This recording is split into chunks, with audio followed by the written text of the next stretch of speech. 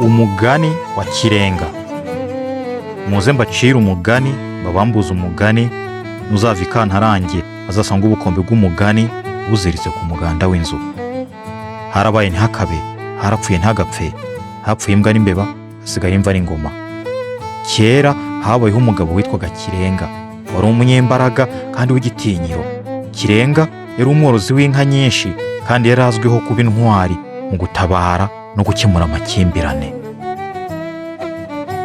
Uyu mugabo yarakunzwe cyane mu giturage, cyane koko kubera imbaraga n'ubushishozi bwe mu guhuza abantu no gukomeza amahoro. Abaturage bamufataga nk'umuyobozi w'umurengezi kuko buri wese yamwizeraga mu gihe cy'ibibazo. Icyakora nubwo Kirenga yari umunyembaraga, yari azwiho kugira umutima mwiza kandi yifuza ko ibyo akora byose bifasha abo mu gace ke. Yatangaga inama kandi ntiyatezaga amakimbirane, agaharanira ko buri wese yabaho mu mahoro. Mu buzima bwe, Kirenga yari afite inshuti y'umwizerwa yitwaga Ngabo. Umugabo wari usanzwe ari umuhigi w'umuhanga kandi bakundaga gusangira ingendo n'ibiganiro byubaka. Umunsi umwe, mu gihe Kirenga na Ngabo bari mu buhigi, bahuye n'ikibazo cy'abantu b'abatekamutwe bari barateye mu giturage cyabo, bakajya biba boroza inka ndetse bagateza n'iterabwoba abahinzi bo muri icyo giturage cya Kirenga, bakanasahura imyaka yabo. Abaturage babonye ko ibintu bigiye kuzamba, maze biyemeza kwegera Kirenga, baramusaba bati, turakwinginze dutabare kuko aba bagizi ba nabi badusubije inyuma bakatwigirizaho nkana.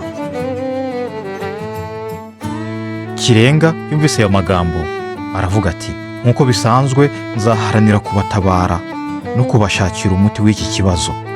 Yahamagaye Ngabo maze batekereza uko babigenza. Ngabo aramubwira ati, imbaraga zawe zirahagije, ariko hari igihe umuntu aba akeneye ubwenge kurusha imbaraga. Tugomba kubatega twitonze, tugashyiraho ubuhanga bwose kugira ngo abaturage tubakize aba batekamutwe. Mu ijoro rimwe, Kirenga na Ngabo bateguye ukuntu bacunga aho abatekamutwe bajyaga banyura n'iyo bakoreraga ibikorwa byabo bibi. Babonye ko abo bajura bakundaga kwinjira mu giturage nijoro, bakihisha mu byatsi no mu mashyamba atatse ibibaya. Kirenga na Ngabo bagiye batekereza uburyo bwo kubatera ubwoba kugira ngo batazasubira mu giturage. Kirenga afata icyemezo cyo kwihindura indwanyi, yambara umwambaro ukomeye usa n'uw'abashinzwe umutekano. Arangije yihisha mu ishyamba ryari riri hafi y'aho batekamutwe banyuraga. Mu gihe abajura bahageraga aho hantu nijoro, Kirenga yarasohotse yerekana imbaraga ze zidasanzwe, akajya akubita mu gatuza, ari n'akakubita ibirenge hasi, bakumva umurindi. Bakimubona bagira ubwoba, babona ni igihangange kidasanzwe. Babonye ko bafite uwo batinya kandi nabo bari basanzwe batinyitse. Abajura barahunze bagenda kibuno mpamaguru, bumva ko bahuye n'ikibazo gikomeye. Ntibongeye kugaruka mu giturage cya Kirenga kuko bumvaga ko bahahuriye n'igihangange kibafiteho ububasha bukomeye kandi bushobora no gutuma bahahurira ubuzima. Nyuma y'ibyo byose, Kirenga yahise akomeza kuba intwari y'intangarugero ku baturage be. Yashimangiye ko urukundo, ubwenge n'ubutwari ari byo bigira umuntu umuyobozi uhamye kandi ukunda amahoro. Iyi nkuru iratwigisha ko kuba intwari atari ugukoresha imbaraga gusa, ni no kugira ubwenge, kugendera ku rukundo n'ubwitonzi mu gufasha abandi.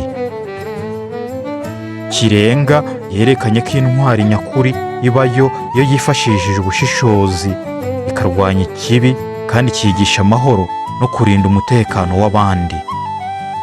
Iyi ni Tips House, naho ubutaha.